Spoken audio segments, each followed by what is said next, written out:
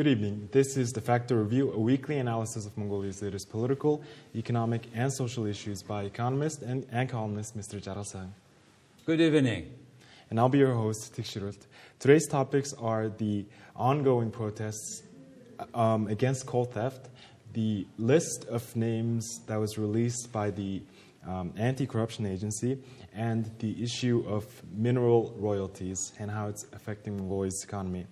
So the protests that are happening right now are continuing on its 16th day, making it the longest protest in modern Mongolian history. So as Tengger TV has estimated, there were over 17,000 people at once during the protest at its peak. And there are some people that are even sleeping at the main square to protest against the government. So they're not taking any days off or any nights off. So what has motivated the people to stay out for this long in such extreme conditions? Well, this is not only called theft protests. This protest is very long waited and a very after big tolerance it comes. So many people are now staying in the freezing night on Sukhbata Square, and the coal theft is only one issue. It's an issue for justice. It's in general bigger fight for against corruption. As Prime Minister announced yesterday at the Parliament sessions that it is a matter of fighting with a big political group called Manan. In Mongolian it sounds like a fog, but however it's a combination of a People's Party and Democratic Party, people's combination of theft or corruption that completely kept in their hand Mongolian judicial system, some even political parties, etc. And the current government, that's one of the reasons why people support the current cabinet is this cabinet has completed several big scandalous cases. For example, the case of Irdinet 49% purchase by a group combined of the head of Trade and Development Bank, the owner of Trade and Development Bank, Irtin Bileg, and the former president, Ilbegdorj. And this group had bought certain state-owned enterprise with state money. And that case now is in the court. Second, a clear case of fighting corruption by this government is a case of Dubai agreement about Oyu Tolgoi case, and now $2.3 billion debt of Mongolian government is regarded not debt, and Mongolia will not pay this amount of money for the share of it in OT. The third is about how Manang, this folk group, have raised bond on behalf of the government, and how this group is misused the bond through Development Bank of Mongolia, where the bad loan is more than half of the assets, but successfully they got paid under the pressure of the government and people. Some 800 billion MNT is paid back. And the last one, this is the case of this coal theft. Irdines Tavantalgo state-owned enterprises of coal mine. They are now emergency state is announced for the next 6 months, and now that's the reason why the whole amount and cases and details of this coal theft was revealed. So that's what the government is doing. But however, those people who are involved in the corruption are fighting back very severely now, according to the Prime Minister, and they're also one of the reasons of provoking the protests as well. So that's why that's the case of the reason of this protests. People fight for justice, and so what is the result of the demonstration? Certainly, after 12 days of fight in the freezing night, the result is the cabinet again, the Oyun government had suggested certain amendments in several laws, in criminal laws, which really was hindering the justice prevailed in this country. And this, what they have suggested, and which now are discussed now as we speak of. And these are the cases of, for example, once a former political officer involved in corruption and misusing his public position, once it's proved by the court, had a penalty, then after a certain period, they could continue their public jobs. Now, this provision is changed. They will never will be able to run public office and also run for election. That's the provision suggested first. Second is, before the property they got, wealth they got through corruption was this case was after a certain period of investigation is expired, because there was a fixed period of investigation, and after a certain period this criminal case were not regarded before. Now they are completely changing this clause.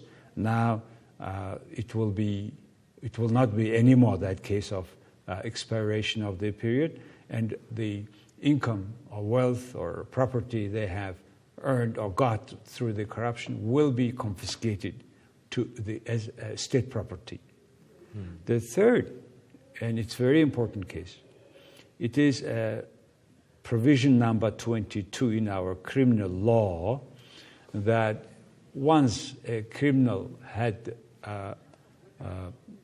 it's called, they agree that they have made this crime, and full-heartedly they announce all these details, disclose all these details, then they will be freed from penalty, from any prison penalty, and paid only 40 million tugriks.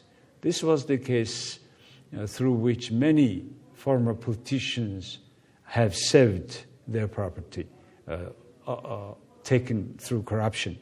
Now it's called simplified procedure of criminal case.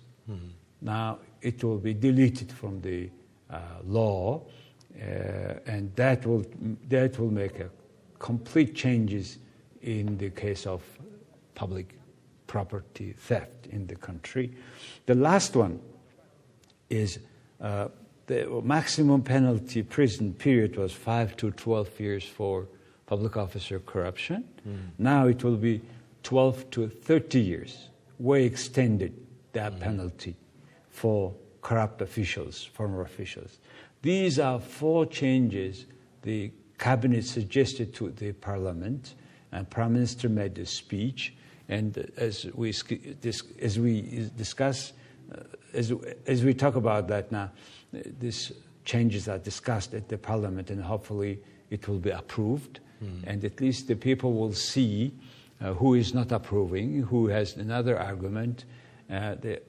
Because December 21st, Mongolians, there will be public hearing at the parliament with participation of people, including those who are protesting. So we will see within a few days ahead what is the further legal achievements of these demonstrations. So it's basically closing some loopholes that existed in our judicial system. Yes.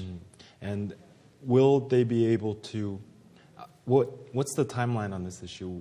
As in, would they be able to make these amendments, would there have to be a lot of intense debate before it's passed?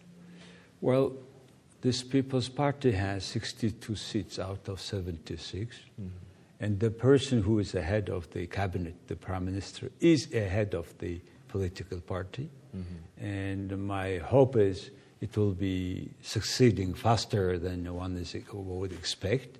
If it is succeeding and all these 4 amendments are made before December 21st, this public hearing, that will be a substantial step forward to close that loop, as you said. Let's move on to our second topic. So the Anti-Corruption Agency has released a list of 17 people's names, and in this list of 17 people's names who were reportedly connected to the coal theft investigation. So within this list, there was the ex-president, Mr. Bahtolak. There were 7 members of parliament, and the 2 former CEOs of the Erdenstown joint stock company. There were some leaders from the Umro province. And as of right now, there are 22 cases of corruption, and 15 people have been arrested and 10 have been detained as of right now. And there's a lot of corruption cases that are being discussed right now. Are you surprised that there are only 17 people on this list? Because the people reportedly were expecting more names. I truly believe that there will be way more lists afterwards. These 17 persons' names come out. A source says that Mr. Kang Hoyak, who was just recent CEO of Irdenes Tawan Talgoy Company, had tried to use the simplified version, simplified procedure of the criminal law, as we have mentioned earlier. He wants to use it, and that's why, if these amendments will not be made, and he can use it. So that if he sincerely recognizes his fault and relieve all the facts, then he will be having only a penalty of 40 million MNT, and that's all. So he, at least as a result of his trying, these names came out from, I understand, him. However, the 5 parliament members of his own political party, People's Party, Parliament member Ananda Bazar, Naram Batar, Battumur, Sirgiling, Ratnasit, it's incumbent parliament members. They have announced that they don't know where even the Tawan Talgoy mine is. So it's a very strange statement, and if they don't know, then how it could be connected. And it's not only the purchase issue, but it's also mostly transport issue of the coal, procurement issue. So under many issues, these people are involved. As you said, a former president, former speaker Inkbald, and then the head of president office had Shijir, and former minister for transport, road and transport, Mr. Kambat. And those people, altogether 17, are involved, at least according to this list. People are not happy, and in particular, those parliament members are not necessarily the main players of this whole stuff. That's what people are protesting. But the important thing is now they will investigate. Mr. Deputy Anti-Corruption Agency head Azjargal said that we have certain documents, certain facts we will share, not now. And they will continue to check, investigate these people, and all now they cannot go abroad. So they have a border crossing restriction. So at least they have made the public, at least with certain names now. But it will go further because it is not limited by these people.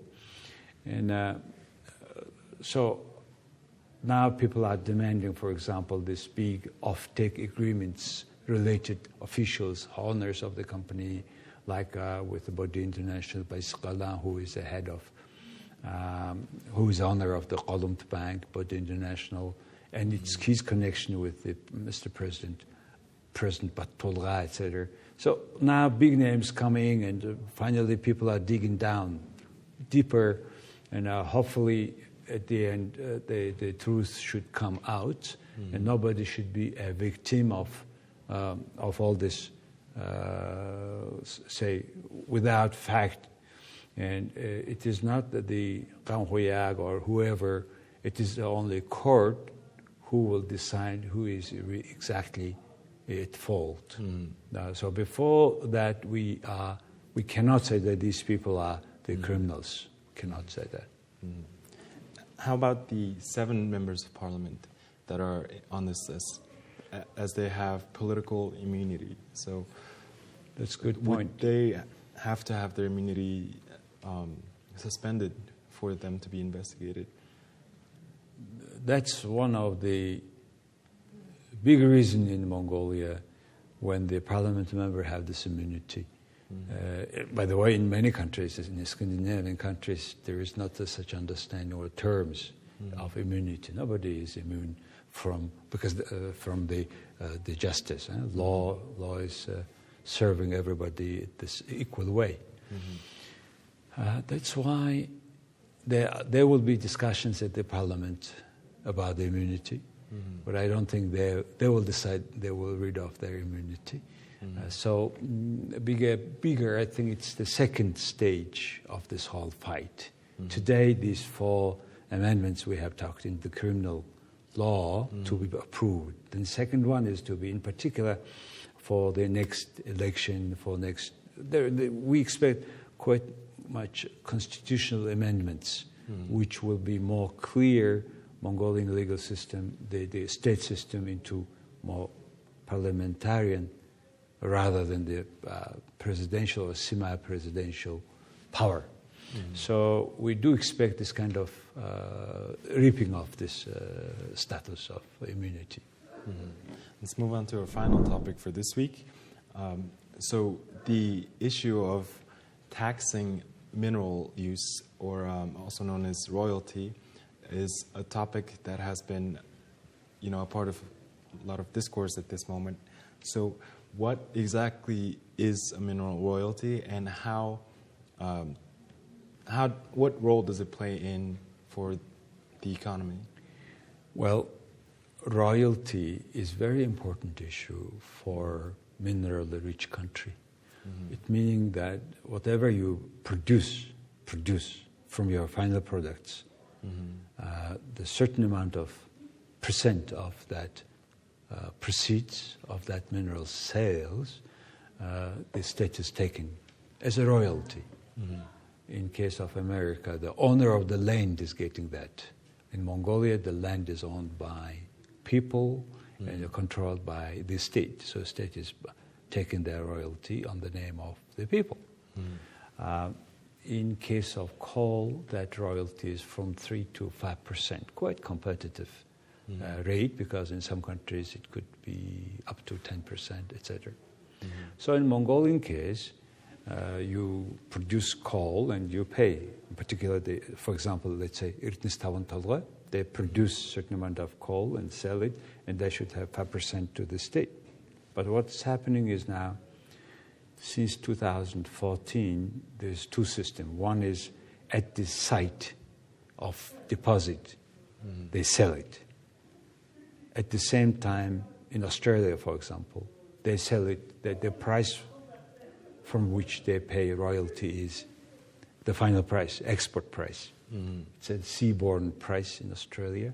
On the board of the ship, when coal comes, from that sales price, the certain percent goes as royal. In Mongolia, what happened was, I think it's again, certain mafia had thought about that. Now they sell it at the site, and they sell it at the border.